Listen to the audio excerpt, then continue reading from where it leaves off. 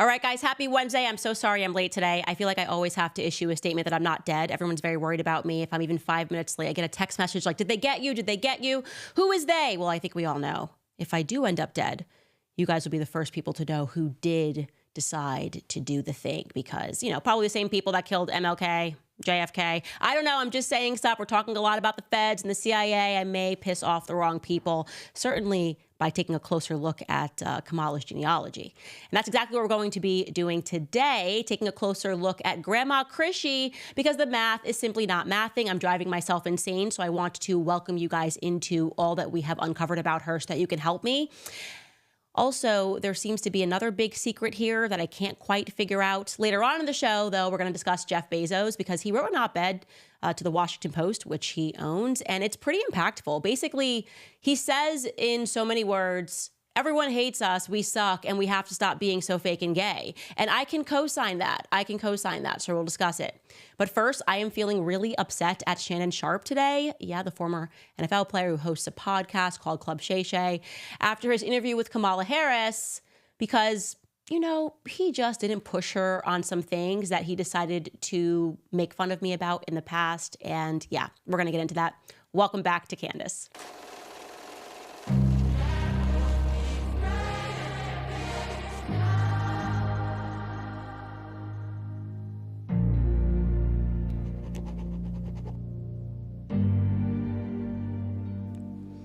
Right, before we dive back into Kamala's genealogy, I do want to honorably mention Shannon Sharpe. And by honorably, I don't actually mean honorably, because I am just so sick and tired of this weird double standard that seems to exist in Black media, where they really, throughout my entire career, have rejected me, not wanted to have me on. She's not Black, Candace ain't Black.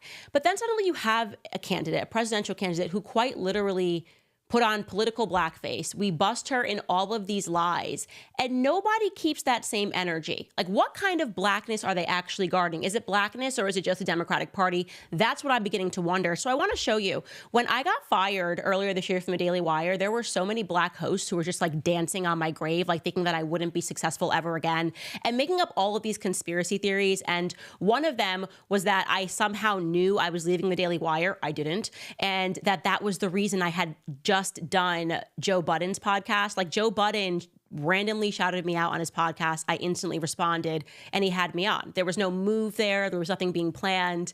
And then the same thing with The Breakfast Club. Like, I would have loved to do that show for years and never invited me. They just happened to invite me after I did the Joe Budden podcast. So I did 2 in a row, and then I leave the Daily Wire, and the next thing you know, they're trying to drum up some conspiracy about me, like trying to Blackify myself, as if I have to do that. Spoiler alert, I'm already Black. I've been Black every single day of my life. I have not even taken a 10-minute recess. I have not been like, let me just chill for like 5 minutes and not be Black for a second. So it's so ridiculous and never warrants a response. But it does today, because I wanted you to compare and contrast Shay Shay's attitude when he addresses Blackness, when speaking about an actual Black person, and then when speaking to a person who's just wearing blackface. So here he is.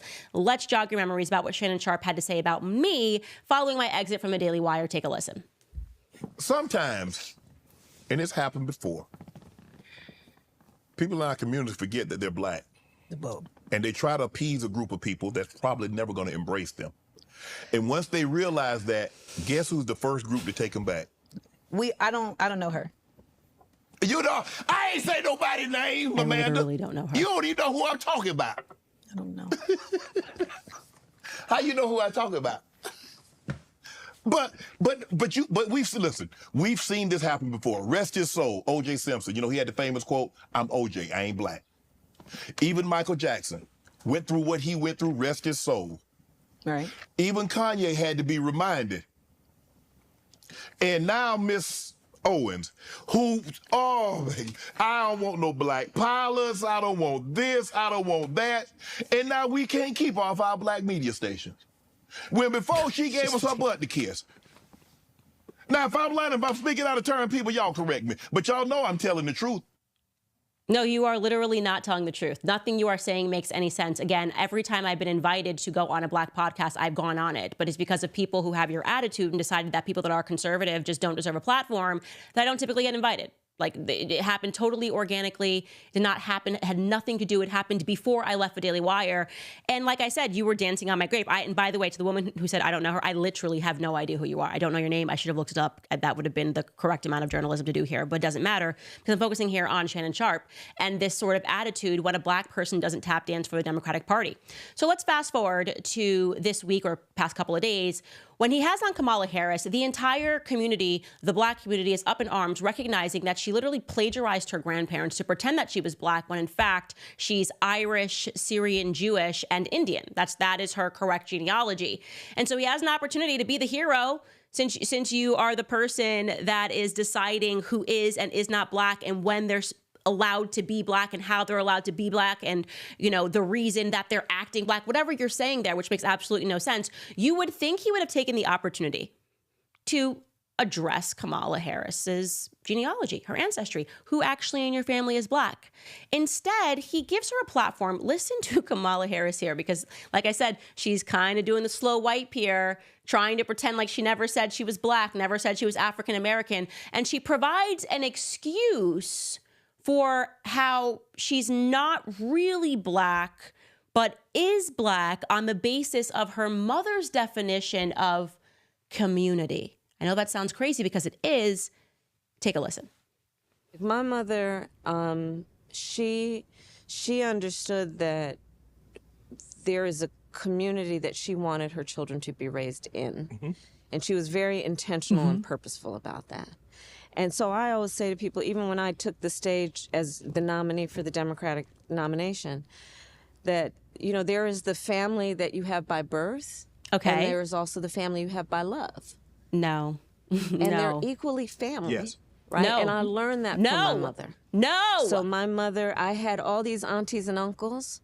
My Uncle Sherman, who was one of the first black men to graduate from Berkeley School of Law, who, when we were young girls, sat us down and taught us how to play chess, because Uncle Sherman said, you need to understand how the chessboard works, because that's the way the world works. There are going to be different players with different moves, and you need to see the whole board. My mother raised us around, like my Auntie Chris, who went to Howard in the 50s and pledged Alpha Kappa Alpha. And she was one of my incredible role models growing up. And that was one of the big reasons I wanted to go to Howard University and pledge Alpha Kappa Alpha. Those are some of the lessons that I've learned from my mother. And I try to also share with people. I mean, just look at him. How does that not register to Black America as an absolute fraud? Like, where is that same energy? He's like, yeah, that makes total sense. When, you know, and it's not your family, but it is your family. He's like, yeah. Yeah, just lapping it up and accepting whatever she says. Why?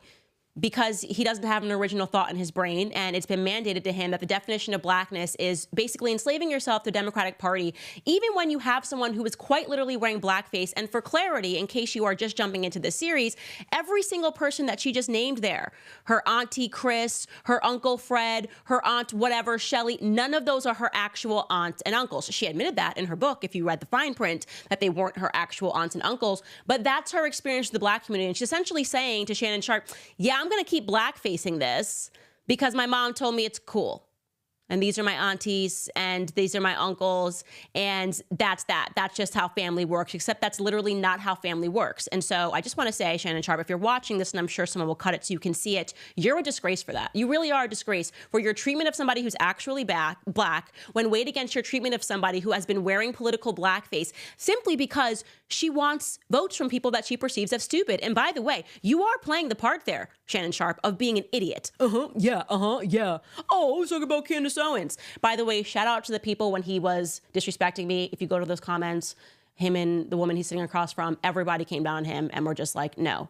Just because she does not agree and go with the crowd, you don't get to disrespect her and say that she's somehow putting on like I don't speak to black people. Absolutely ridiculous. But I had to vent about that because when I saw that clip, I was like, I know he's not really out here doing that. And yes, he actually is. So Club Shay Shay, you are Club Nay Nay in my book. You absolutely, you suck for that. But I will say to you, because I'm always open to having a conversation, I will have a conversation with you. You've never invited me. How could a person who never invited me onto their show make that statement? Is it not just absolutely ridiculous? Anyways, moving on, because I do want to jump back into her actual genealogy, not her aunties and uncles that aren't aunts and uncles and yup, Club Shay Shay, but like the actual uncles and aunts who she never mentioned, who are very white or very Jewish. And I have just been completely confused about this Miss Chrishy. We've talked about her in the past, but I really want to hone in on her because I'm telling you, I was just on a spiral today going, okay, nothing is making sense. Okay, so just to remind you, obviously, Chrishy is the person who was the biggest inspiration in Donald Harris's life. Instantly a red flag, spoke to a relative of his. I told you that back when I spoke to one of Donald Harris's half siblings, and they said that they had never met Miss Chrishy, who would be their grandmother. So you got one sibling who's like unbelievably close and being raised by, and the other sibling, same grandparent, and never heard of them, doesn't have a picture in the house, and realize that is actually remarkably suspicious, that they don't actually know their own grandparent.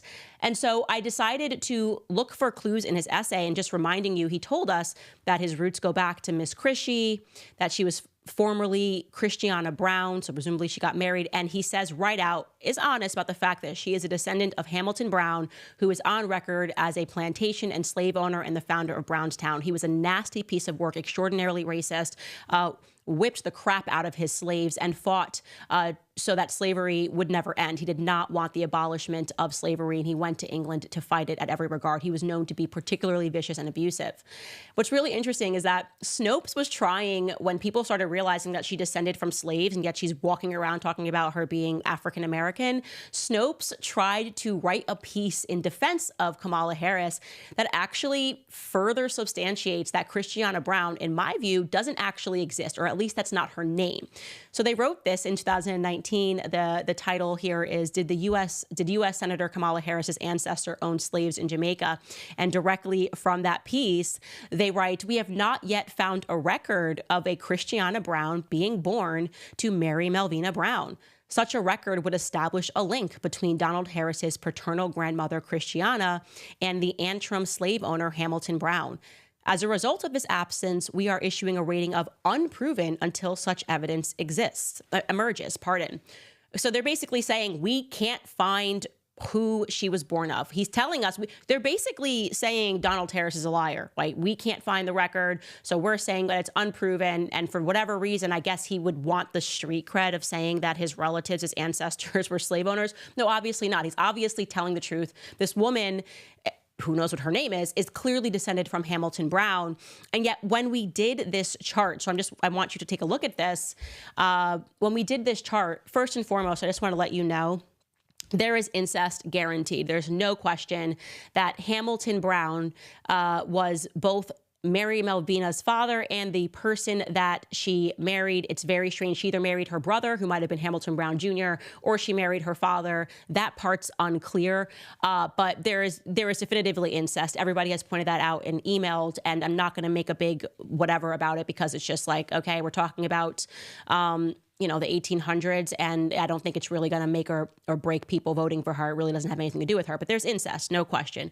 And what they're basically pointing out, Snopes, is that she's allegedly supposed to be the child of Mary Melvina Brown, but they can't find that in a record. Instead, someone seems to have produced a fake birth record saying that, well, her mom's name is Mary Ann Brown, but that would not make her a descendant of Hamilton Brown. So that's problematic. If she's got a mom named Mary, it's got to be this Mary Melvina Brown.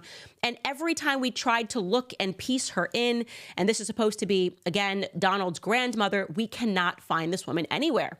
So I said, you know what, let's pull that chart back up. I said, let's take a look at the actual confirmed descendants of Hamilton Brown, like the people who we can find their tombstones, some of them literally say, like, the son of Hamilton Brown, like, it's very clear. You find their obituaries. You, again, also suspect that we have all of these people that we can find obituaries and tombstones for, but we can't find anything about Miss Chrishy, who was just this huge influence on Donald's life. Like, who is this grandma? Is he pulling the Kamala? Is he like, hey, if you feel a connection and an affinity, you could just be like, that's my grandma. That's my grandma. Which is just wild, by the way. Quick pause. Like, what are we even talking about? Like, I had close family friends. I actually was really close with a woman named Bernadette, who was like a second mom to me. Can I now run as an Irish president of the United States? This is wild. This is crazy talk. Of course you can't. So we took a look at those relevant relatives who had tombstones and had obituaries. And I said, actually, in the Kingston Gleaner, they always tell you who attended the funeral. And it's interesting because we keep seeing Oscar Brown Harris, as a pallbearer. He would have been like 30 years old. And we still can't find Christiana Brown anywhere. So I'm going to show you Edwin Brown's obituary because there's a couple of things that are super interesting about it. This is his obituary. I want to say he died September 15th. Maybe it's like 1939. I have it written down somewhere. I don't have it here. But it tells you who is at his funeral. You can see up there who the pallbearers are. It tells you that you have the Misters C. Brown and D.A. Brown. Those are the brothers of the deceased. That all checks out. Stanley Brown and Oscar Brown, which are listed as cousins, which would imply that Mary Melvina had a sister, or Hamilton Brown had a third sister. It was totally incestuous, and they birthed Oscar Brown. That is very strange that he's being mentioned as a cousin when he should be mentioned as a nephew. And I do think that family line had a lot of incest, and that could be the secret. But if you keep looking at that obituary, what's also interesting is when you look down, there is a mention, I believe it is in this one, of look at the bottom there, a couple of lines up. It says Christiana Rose. Okay, so we were interested in that. And also next to Christiana Rose is Beryl Harker. Let's just remember that Beryl is the Grandma Beryl. We're looking for a Grandma Beryl. So I said, okay, let's take a look. Could this be Miss Chrishy? Could this be the Beryl that we're looking for? And it's like a dead end. It's like a total dead end. When I look up Christiana Rose, it is very apparent that she owned land. So that would check out, because the woman that we're looking for, far from this depiction that she's potentially just some mixed person and Hamilton Brown raped a slave, which I felt like they were trying to make us think. She obviously was legitimate, okay? Because Oscar Brown is attending these funerals. You don't just rape a slave and then invite the product of that child to be the pallbearer. And beyond that, we know that she owned dry goods stores. She was engaged in politics. This is not some illegitimate child. Christiana, in the way that he describes her in her piece, was a descendant of Hamilton Brown, not an illegitimate person, and she owned land. So when we found Christiana Rose, I started thinking maybe they just made up the name Christiana, full stop, made up a name Christiana, showed a picture of this woman to make people think that, Kamala potentially is mixed somewhere along the line. I am fully of the belief that the photos that have been shown of the grandparents are completely faked. Not faked as in the photo of the individuals are fake, but that they are not the people that they purport them to be, that Kamala is just adopting people. Maybe that woman was like a grandma, but that's not her real grandma. So is Christiana Rose her real grandma? We don't know, because then we can find virtually nothing about Christiana Rose other than the fact that she received property from her father, who seems to be one of the original people in St. Anne as well. Also of interest, and this could be a potential lead, is that same Edwin Brown obituary that we're looking at. His tombstone says son of Hamilton Brown, and it also says of Pedro Farm. And that's the first time that I had recognized that, of Pedro Farm. It allows us to put at least some coordinates on the map, and we're continuing to research and say, okay, well, if we're looking for a family that was running Pedro Farm, we should be able to find some names. We should be able to find some names within the Kingston Gleaner. So we found that today. So we're just now exploring that lead. The other possibility is if they made up this name, there's got to be a reason they made up the name, right? And I never felt that woman was married to Joseph Alexander Harris. Joseph Alexander Harris, we know he's a Syrian Jew. He looks exceptionally sharp and dressed in his photo, like his father looked and his father's father looked. And it just didn't feel like the right vibe. Well, something that was of interest is I was like, let me look up in the Kingston Gleaner and see everything that I can find about Joseph Alexander, because maybe they're just hiding who he actually married. Maybe that's the big secret. Maybe it's a big incest secret. Maybe Oscar Harris is the product of incest, because, he went by Oscar Brown Harris. Maybe two siblings got together, and what you really have is that he is just the product of a mom and dad that are also sister and brother. Maybe. So I started crawling through the Kingston Gleaner, looking to see what I could find about Joseph Alexander. Again, Joseph Alexander is supposed to be the person that had a child with Miss Chrishy, and that child is supposed to be Oscar Joseph. And what we did uncover was this entry. It's a notice. Now, this is going to look strange to you, so I'll just tell you, because the first time I saw it, I thought it was weird. But if you had a wife or a spouse that left you, you had to publicly post it in the newspaper so that you would not be deemed responsible for their debts if anything were to happen. And this person, who is Joseph Alexander Harris, writes, my wife, Caroline, or published rather, my wife, Caroline Verolita Harris, having left my home, care, and protection without my knowledge, I hereby warn the public that I will not be responsible for any debts that she may contract. Signed, Joseph Alexander Harris, on June 27th of 1934. Now, that could be a different Joseph Alexander Harris. We did find another potential Joseph Alexander Harris, but we haven't been able to verify that these are not just completely fake records, because every person that's listed in that family tree doesn't have a tombstone. It's like someone just made birth records. And as I've learned from Donald Harris's family, that's very easy in Jamaica, especially for them. It was easy because they were establishing the town. But then he said, even later on, him growing up, all you had to do was go down and bribe someone, know somebody down at the office and be like, hey, can you make this? And they could make that stuff on the spot. So finding a birth record is not convincing for me. And that was actually rightly pointed out by Snopes, that the birth record that exists for Christiana doesn't make any sense. There's no father listed, and there's a Mary Ann Brown that doesn't actually exist, and it has to be Mary Malvina Brown, but we can't find a birth record from Mary Malvina Brown having birthed Christiana. So birth records in Jamaica at this time and way forward into the future are just not reliable. They're not reliable. And so, but what I feel is reliable are tombstones. It's a little harder to fake that to bury someone. I'm not saying you can't, you certainly can, but we could not establish, it almost seemed like someone created another Joseph Alexander Harris, and we don't know if that's the right person, if this could be the person that they're hiding, someone that he did marry, or if that's a different family tree. That's where we're at. Christiana is driving me absolutely insane, and so I wanted to open up to the public about it, because what ends up happening is when I get stuck on something, then one of you guys emails me and it's like, poof, a breakthrough.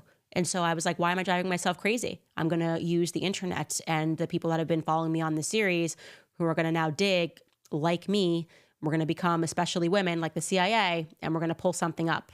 But I'm telling you, just in closing, that if this is a thing going forward, that you can just say that you have some friends and you are that somehow like family, and then you can just like take on that race. I am definitively running as the first Japanese dictator of the United States. That's what I'm doing. That's what I'm doing. I hope you guys vote for me, because I do want to be the dictator of the United States. I feel like I could dictate some things that would make society a little bit better. All right, guys, the media has dubbed this the abortion election. We have to stand up to this evil. When you join forces with Preborn, the largest pro-life organization in the nation, you are protecting the greatest victims in our society, of course, babies in their mother's wombs. Preborn's network of clinics are positioned in the highest abortion areas in the nation, and they have rescued over 300,000 babies. When a woman considering an abortion searches to end her baby's life, Preborn is there. Preborn gives these women in need a free ultrasound, because the power of hearing a heartbeat on the ultrasound combined with God's love doubles a baby's chance at life. One ultrasound costs just $28, and up to 5 are $140. Any gift will help their cause, and all gifts are tax deductible. To donate securely, you just dial pound 250 and say the keyword baby. Again, that is pound 250 baby, or you can head to preborn.com/Candace. Again, that's preborn.com/Candace. All right, Jeff Bezos wrote a thing, and it's kind of interesting. So in case you're not following this, it's hilarious. I actually think it's weird that you have editorial boards that give presidential endorsements, because the whole idea that they're supposed to be selling to us is that they're neutral. And so when they just go, I endorse this president, and it's the most predictable president given the publication, you're like, okay, this is why I don't listen to anything you say or believe anything that you write, because it's very obvious that you are incredibly biased in all of your pieces. So Jeff Bezos, they had run it up, I guess, the top editor or whatever, ran it up the chain and said, Jeff Bezos, we're endorsing Kamala Harris. And Jeff Bezos said, no, we're just done with endorsements. We're not endorsing anybody. And they panicked. It turned into toddlers in tiaras. The Washington Post, they broke down. These adults had mental breakdowns. They said, no, what are you saying? Are you saying we have to be objective? Are you saying that we're supposed to be objective journalists? We don't do that anymore at the Washington Post. And it's not a joke. 3 of the Washington Post's 10-person editorial board announced that they were stepping down. after Jeff Bezos blocked the endorsement of Kamala Harris. Like, I can't even, it's funny. It's genuinely funny. We should laugh. It's, they don't appreciate the irony of that. Like, yes, that is the problem. The fact that you are quitting your job, like you're saying, if we have to be fair, I'm quitting my job. It's like, okay. And that's what they did. They quit their job. You have people who had been at the paper for more than 4 decades, like David Hoffman. He just stepped down. Molly Roberts, Millie Mitra. They were just like, I can't handle this. I have to be biased. And also the editor at large, a guy named Robert Kagan, also resigned in protest. And apparently a bunch of people said, we're unsubscribing. We're unsubscribing to the Washington Post. This is a huge mistake. And they wrote a statement saying that the refusal to endorse a presidential candidate is a mistake. I can't believe that they can't appreciate that they have just become cartoons. Like, you are a Will Ferrell skit waiting to happen. I mean, Saturday Night Live should make that a skit. If they want to be funny again, they should make it a skit. Like, when they got challenged to do their jobs, be unbiased, they just lost it. They just completely lost their ish and said, I'm out of here. That's not what I'm here for. And I love that honesty. Anyways, what I wanted to point out to you was that Jeff Bezos ended up writing a piece basically saying why he asked them to do their jobs and not be unbiased. And it's entitled "The Hard Truth: Americans Don't Trust the News Media." Of course, everybody knows that. It's at an all-time low. What is it, like 30% of people actually trust the mainstream media? And I would say that those 30% might be suffering from like a mental illness. Truly, we have found the dumbest people in our society. Like, if you were like, I really trust the mainstream media, and you're part of that 30%, you really have to just re-examine your life after the last few years. I'm going to read you a couple of portions from what he wrote. I just highlighted it because I didn't want to read the entire thing, but he writes that most people believe the media is biased. Anyone who doesn't see this is paying scant attention to reality, and those who fight reality lose. Reality is an undefeated champion. It would be easy to blame others for our long and continuing fall in credibility, and therefore our decline in impact. But a victim mentality will not help. Complaining is not a strategy. We must work harder to control what we can control to increase our credibility. Presidential endorsements do nothing to tip the scales of an election. No undecided voters in Pennsylvania are going to say, quote, I'm going with newspaper A's endorsement. None. What presidential endorsements actually do is create a perception of bias, a perception of non-independence. Ending them is a principled decision, and it's the right one. Of course, that is correct. What do you think people believe when you say that you're coming together to endorse a presidential candidate, especially one as ridiculous as Kamala Harris, who didn't even earn the vote? She just was kind of waiting for Joe Biden to die at the right time, and then they were like, here you go. Now you're the candidate. Nobody voted for her. That's just crazy to think that she's like trying to occupy the highest office in the land, and no one voted for this woman. And they're like, we're endorsing the woman that nobody voted for. And they can't figure out in their own heads why that's bad. He goes on to write, in the annual public surveys about trust and reputation, journalists and the media have regularly fallen near the very bottom, often just above Congress. But in this year's Gallup poll, we have managed to fall below Congress. Our profession is now the least trusted of all. Something we are doing is clearly not working. Lack of credibility isn't unique to the Post. Our brethren newspapers have the same issue, and it's a problem not only for media, but also for the nation. Many people are turning to off-the-cuff podcasts. Hey. Inaccurate social media posts and other unverified news sources, which can quickly spread misinformation and deepen divisions. The Washington Post and the New York Times win prizes, but increasingly, we talk only to a certain elite. More and more, we talk to ourselves. Oh my gosh, this is something that I have noticed, and there is a great example of that this year, because if the media had any impact at all, the amount of hit pieces that were written about me, it's unbelievable. Actually, I'm going to have to go back and count them one day. Basically, like, she's done, she's crazy, she's over. You had like Barry Weiss writing newsletters for weeks. And it's like, guys, who are you writing this to? You're just writing it to yourselves. You don't even care what people think anymore. You don't care. You just care about what you think. And you believe that you guys are the elites. And you sit in your circles and you're like, yes, well, we understand. And this is what we're going to do to fix the problem of people not believing us. We're going to keep smearing and libeling everybody all the time as racist and sexist and misogynist and anti-Semites. And then we're going to go, it's very weird that they're turning to independent media when we told people that independent media is racist, sexist, and misogynist. We told them. Like, it's mind it really is mind-numbing. When you take a look at them, it just seems to be a huge circle, and they're all writing to each other. They're texting each other. I know for a fact they're on text chains together, and it's ridiculous. Nobody cares anymore. We are living in a post-mainstream media world, and I love that, but Jeff Bezos does not.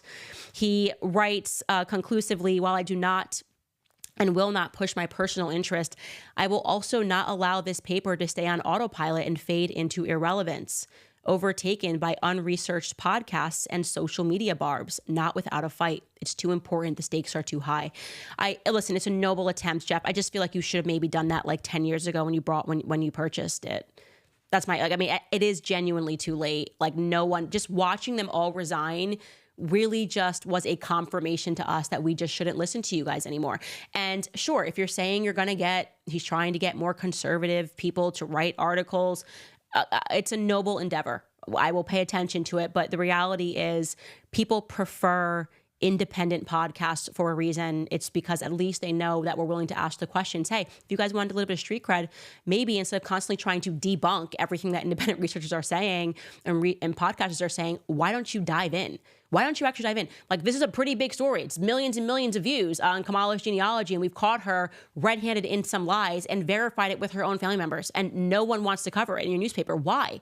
In fact, I should have pulled this up. Somebody forwarded me the snootiest. It was some guy named Tom who writes for the New York Times, and he politely wrote Tom and was like, hey, Tom, why aren't you doing anything on Candace's reporting? And he wrote back the most astounding, snooty, elitist, out-of-touch email I've ever read in my life, basically saying to him, like, I don't have to listen to Candace. I write for the New York Times, blah, blah, blah. She's an idiot. And I was like, and that is why you guys are all fading into irrelevancy, because you just think you're better than everybody else and keep proving that you're absolutely not better than everybody else. So anyways, I thought that was a really good piece written by him. And we'll see. We'll see if it has any impact. By the way, do you think you guys know who's going to win the presidential election or how many seats the Democrats or Republicans will win in the House or Senate? Well, there's a legal financial exchange that lets you trade or bet on the outcome of these elections. It's called Kalshi. Kalshi went to court against the Biden administration, and they won legal approval for election betting for the first time in over 100 years. They have markets on who will win the presidential election, who will control the House and Senate, and who will win swing states and more. Kalshi is already being used by hundreds of thousands of people and has facilitated over $1 billion worth of trades. And what's cool about the platform is that you can trade on your opinions to make money, or you can hedge your political risks. You can also check the market odds to see who is more likely to win at any given time. Right now, the odds are near 58-42. Not surprisingly, Trump is up big. The elections markets are now live to trade. They are the first regulated place where you can do this right now. When you sign up at kalshi.com/Candace, the first 500 traders who deposit $100 will get a free $20 credit. That's kalshi.com/Candace.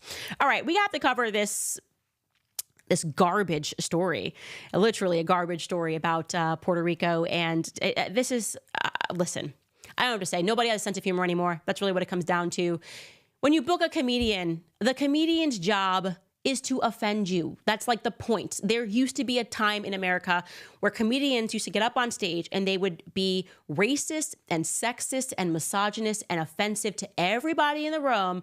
And then you'd laugh and realize that you're not that important and you all kind of suck a little bit and you feel a little closer because of it. But now we've transformed into this world where everybody clutches their pearls all the time. And so at the Madison Square Garden rally that Trump hosted, they had comedian Tony Hinchcliffe, who is quite literally known for making racist jokes all the time. That's literally what he does for a living. And I had not seen the clip until after the media panic and freaking out about what he said about Puerto Rico. And then when I saw it, I was like, man, I just hate the world for the reaction that they are having to this. So let's actually watch what Tony Hinchcliffe said on stage. Please, if you're listening, grab your pearls right now. Take a listen. There's a lot going on. Like, I don't know if you guys know this, but there's literally a floating island of garbage in the middle of the ocean right now. Yeah. I think it's called Puerto Rico. Okay, all right. Okay, we're getting there. Now, again, normally I don't follow the national anthem, everybody. This isn't exactly a perfect comedy setup. So he's obviously probably super nervous. He's sitting there on stage, and he's probably the biggest crowd he's ever been in front of, if we're being honest. It's Madison Square Garden, and it's packed. you have every right to think it's not funny. That's totally fine. I didn't think it was funny when what's his name? I don't know why I'm totally blanking on him. Dave Chappelle got on stage and did an entire segment on me during the George Floyd stuff, and he said some offensive things about me, and then the whole media was so happy because they hated Candace Owens when she was anti-BLM, and they were like, what's your response? My response was, he's a comedian. This is what he's supposed to do. We need comedians. Like, when we start killing the jester, we're in trouble. We are just in trouble as a society. When you're like, kill the jester, when the kings start killing the jesters, you know that you are really getting into a scary point in your society. And so whether or not you think it's funny, you are just supposed to permit it. You do not take it seriously. You just are not supposed to take it seriously. And that's exactly what some people did. And suddenly you have him, they cut out all of the other people that he offended. He offended many other races while he was up there. And he's obviously pointing to, just trying to make people laugh, whether or not it landed or not. He's just trying to make people laugh. It's a tough job being a comedian with such an uptight nation that we've become. And then you had Audrey Plaza, an actress, take this so seriously, speaking at the Wall Street Journal Magazine Innovator Awards on Tuesday night. And here's what she had to say. Take a listen. As a Puerto Rican woman, I just wanted to very quickly respond to the racist joke that was made at that Trump rally about Puerto Rico, where most of my family is from. Thankfully, my sweet abuelita wasn't here to hear that disgusting remark, but if she was alive today, I think she would say, Tony Hinchcliffe, go f*** yourself. And yes, the Wall Street Journal can quote me on that. By the way that she says abuelita, it didn't really sound like it's abuelita. I don't know. It just feels like, I don't know. I'm going to have to do her genealogy. That's what I'm thinking. But here's the point. She's supposed to be a comedian. She can't take a joke. That's the society that we're in. Like, she's literally supposed to be a comedic actress. And she's like, go F yourself. And how dare you say this? And I just have like a basic question. Is it true? Because for this amount of offense, I haven't been to Puerto Rico. But when people get this offended over something, I'm like, what happened? Because I know a lot of the Caribbean islands ain't looking good right now. I was shocked when I went back to St. Thomas, which is where part of my family is from, and it was looking a little dumpy. You know, this is just like America does. We're just turning everything into a dump. So is Puerto Rico a dump? Let me know. Déjame saber. I'm just asking the questions, okay? I'm just asking the questions. I love you back. Calm down. Anyways, the best response to this actually came from Jon Stewart, because he's a comedian and he chose to make fun of everybody that was being over the top about it, and also showed other clips of the comedian being racist, because again, that's what he does. Take a listen. The opening act, grabbing headlines for all the wrong reasons. A comedian who offered unfunny, racist, cringeworthy jokes. Basically calling Puerto Ricans trash. The most repulsive racial jokes about Latinos. Disgusting and hateful. So incredibly crude. Frankly, just too X-rated to play here. Extremely vile so-called jokes. Extremely vile so-called jokes. She name-checked my comedy album from the 90s.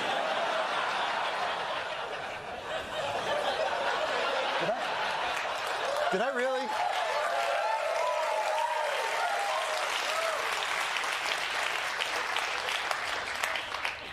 I don't know who's AI, me or that guy.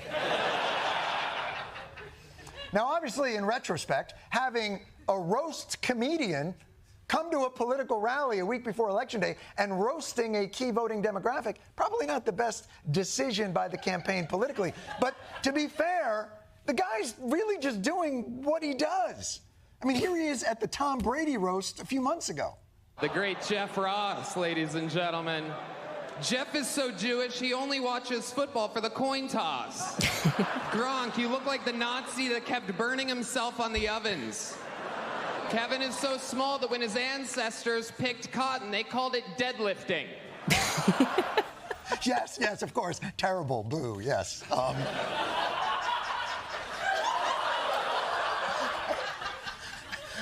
There's something wrong with me. I find that guy very funny. So, I'm sorry. I don't know what to tell you. I mean, bringing him to a rally and have him not do roast jokes, that'd be like bringing Beyonce to a rally and not have... Oh.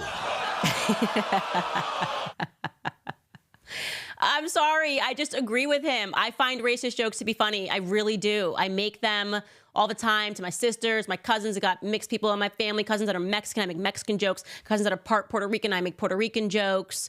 And so if you're just easily offended, I guess you probably don't listen to this podcast either. I want to be on record. I hate everybody. You know what I mean? Like if you're like, Candace, is it because I'm Italian or because I'm Irish, because I'm Jewish? Yeah. It's all those things. I don't like anybody but the Japanese people. They have a very remarkably clean, non-pornographic society. So it's totally fine. It's totally fine to make racist jokes. It's fine to say fake and gay. I'm just really tired of everybody being so offended all the time. I miss the 90s, man. Like loosen up. Just loosen up. Again, you don't have to think it's funny, but the reaction, like it's the end of the world, completely crazy. It's not like he's like a sitting president saying this stuff. Seriously. Which is what Biden did. Biden was just like, okay, are we overreacting about a comedian saying something about Puerto Rico? Well, hold my beer, Hinchcliffe, because I'm about to just call more than half the nation garbage. He really did this. It's incredible. By the way, I just shout out to Biden for just embracing being dead and being nowhere at all. And like we've just accepted that we don't have a president. There's been no president. He just was like, I'm done pretending. I'm going to go to Delaware. I'm going to go on a beach. And we all were like, okay, we're all okay with it. We're so fine with that. But then he like jumped back in this and he's like, but wait, I got to do one more thing. I got to call, because it worked out so well for Hillary Clinton when she called everybody deplorables. I got to make sure that I call everybody garbage. So here he is responding to the comedian making a joke by not making a joke as a sitting president of the United States. Take a listen. Or Puerto Rico, where I'm in my home state of Delaware, they're good, decent, honorable people. The only garbage I see floating out there is his supporters. His demonization of seen as unconscionable, and it's un-American. Come on, CNN. You know better than to let that man go live. That is your fault. That is on you, CNN. Okay? We know that he's supposed to be reading from a prompter from 3 days ago, allow them to AI edit it. I mean, that is just on you.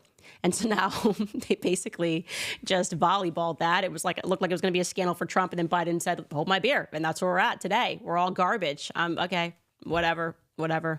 I think it's best to just let him go back to Delaware. It was just so much better, like, being half dead, I think is more appropriate.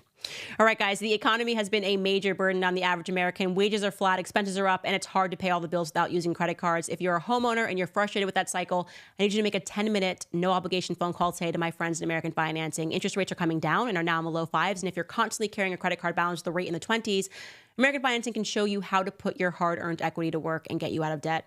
Their salary-based mortgage consultants are saving their customers an average of $800 a month. And if you get started today, you may not even have to make next month's mortgage payment. So call today at 800-795-1210. Again, that's 800-795-1210. Or you can visit americanfinancing.net/Owens. Again, that's americanfinancing.net/Owens. By the way, I want to shout out the Australians because they are not taking me being banned sitting down. They have started a petition. They are making all of these videos. They're saying they're going to drop it off at Tony Burke's office. It just makes me so happy to know that people are fighting for free speech. They're outraged about what the Zionist Federation has done. Obviously, the majority of these events were completely sold out. So they made a decision that was not done on behalf of the people, but rather was done on behalf of political interests. And I just wanted to tell you guys that I saw the petition. I think it's on like Life. Skylar, look up the website that it's on and let me know. Oh, here it is. Amazing. Lifepetitions.com. Somebody put this up, and I just find this to be incredible that they did this. So sign it, deliver to Tony Burke. We're watching you. And just so you guys know, we are taking this to the courts. Like, we're going to fight this. And so you may have gotten you're not getting a refund just yet. We're going to see if we can get this struck down in court notification. That is exactly what we are doing, because I never give up without a fight. I like fighting. That's the problem. I'm happy fighting. I'm so happy fighting. It's got to drive people crazy. I truly am a happy warrior, and I am that way because I'm free. I can say whatever it is that I want, and I trust my audience. My audience trusts me, and I'm just grateful for you guys. And also, again, you guys support me independently. Locals.com, patreon.com. Thanks to all of you guys. Just by subscribing, by the way, if you're watching this on Rumble or YouTube, hit the subscribe button. I think we're really close to 3 million on YouTube, which is amazing. And we finally have broke, I think, almost 250,000 on Rumble, which we've just started. So I'm really proud of all that progress. All right, I'm going to read some of your comments now. Let's see what you guys are thinking. I know I'm having way too much fun. I should look more depressed when bad things happen to me, but I just know that in the end we win, man. I got the Christ spirit. This person writes, Candace, just wondering, When will your new book come out? Also, I've signed the petition to let you speak in Australia. Keep fighting the good fight. I love you so much. Yes, we actually just figured out how to publish the book somewhat independently. And so we are expecting the book to drop in Q1 of next year. So I will keep you posted, and you guys are going to absolutely love it. And I've actually written it years ago. I've just been sitting on it and waiting for a publisher that is willing to publish me, because the industry is controlled and you're not allowed to publish different ideas. And my first book almost got dropped because of my views on George Floyd. That's a true story, which I'll share another day. Abigator writes, can you find out what the dry goods store was called and look at old newspaper archives? Maybe there are pictures printed in the paper about it. Okay, Abigator, that is a great question, and we have explored that, and that's why I think the Pedro Farms thing might be a link. And like I said, my suspicion is that Christiana is, if she is the child, she could be the child of the Hamilton Brown, and it's just a full incestuous family, and she has a different last name. But that's my suspicion. That's what I feel is actually happening. And I am still pouring through newspaper archives every single day as we keep getting more hints and more tidbits. And we are a very small team, so we do rely a lot on you guys helping us as well. Matilda writes, Kamala talking about her blackness without mentioning her father's side is telling. I'm glad you exposed her. Also, her family in general isn't around her that much. Trump's family is everywhere. Hope you heard that, Club Shay Shay. Yeah, you hear that? 100% true. She's like completely isolated from her family. Her and her father don't get along. Don't forget, he like slapped her down years ago, and he's gone like completely MIA. He's nowhere near her. So you're right. That is a red flag. Katie F. and Marie writes, can you bring the author of Chaos on for an interview? I think your listeners would benefit from this. Also, please look into Jeffrey McDonald. He is still in jail, and the case is eerily similar to Chaos. Yes, we have tried to bring the author on. We had communication with him, but he said he was working on his second book, and he wasn't doing any interviews until then. I know that he has sold a ton of copies. He owes me a check. I think he owes me like royalties is what I'm going to tell him for real when I see him. And now they have restocked Chaos in bookstores all across America because it has been selling out. But it is such a great book, and honestly, he deserves all the success in the world. For those of you that have read it, he went completely flat broke, and it took him decades, and he lost his job because he became truly obsessed with the Charles Manson case and the things that he was uncovering. So he fully deserves it.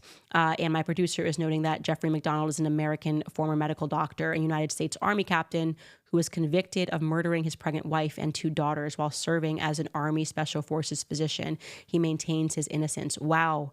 That is saying a lot, given what we learned in Chaos about them MK Ultraing people and getting them to commit murders, and they had drugging them and them having absolutely no memory of what they were making them do. The things that they have done to people that have served in the military, and learning about one guy who was given the electric chair by the guy who was leading the MK Ultra, knowing fully that they had MK Ultra him and he had no memory of the crime of assaulting a toddler. It was one of the darkest chapters in Chaos, I would say. Sarah writes, don't get upset when they try to smear you, Candace. The real ones know. I know. They've called me everything now. And like I said, it's an echo chamber at this point. They're just writing to themselves because they feel so elite and so powerful, even though no one's listening. We're on the outside, and it's way more fun here. Trading Pennies writes, Candace for Trump's press secretary. That would actually be fun. I would have a very fun time doing that.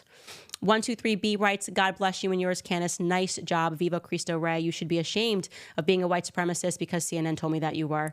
Hey, it's Zach Rorden writes, Kamala and her family are nefariously using black people for their own self-interest, just like they did in slave days. There was nothing new under the sun. They never stopped, and Dems are doing the same. That's another thing. He didn't even question her about her slave owning family, the origins. I mean, I really have it out now for Shannon Sharpe. I just think he's such a fraud for that. Just such a fraud for that. But I'm willing to talk about it because I am an open-minded individual, and I like to understand how people, become frauds, how they became frauds. How did Shannon Sharpe become that person who is just up there tap dancing for the Democratic Party in that regard? Then lastly, we have Doggett. Doggett writes, Candace, my 9-year-old daughter and I love watching all your videos. You are a great example of a black woman, and I want my daughter to look up to you. Watching from Melbourne, Australia. We love you. Well, hopefully I will be able to see you in Melbourne, Australia. We will see. Either way, thank you guys so much for the support. Fingers crossed. If it doesn't happen, then it wasn't meant to happen. It was actually meant to serve as what it is, which is a massive scandal and awakening so many people in Australia to the fact that the government is not working for you. They're working against you. It's eerily similar to a communist regime, making these sorts of sweeping decisions for non-criminals while allowing criminals within your borders, people with records to with criminal records to perform, people that were arrested this year multiple times, like Travis Scott was, who's due to perform. It is meant to serve, if this is the ultimate decision, it is meant to serve as an awakening, and it will in fact backfire. I believe that. I believe nothing happens that the Lord does not will to happen. And I will leave it at that. Don't forget to hit subscribe, you guys. We will see you tomorrow.